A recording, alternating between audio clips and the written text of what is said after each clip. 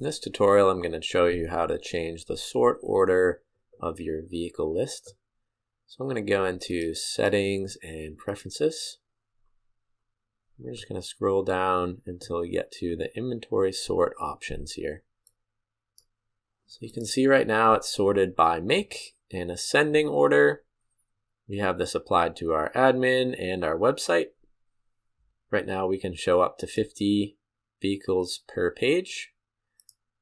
We have it checked to move our sold inventory to the bottom of our list. And we're never going to delete our sold inventory.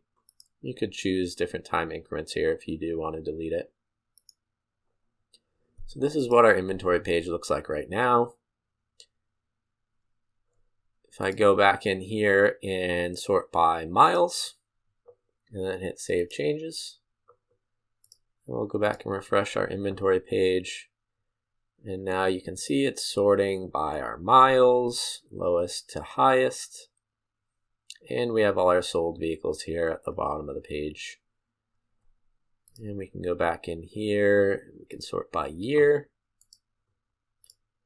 And if we refresh, now it's going to sort by oldest to newest. That's because we have it on ascending order.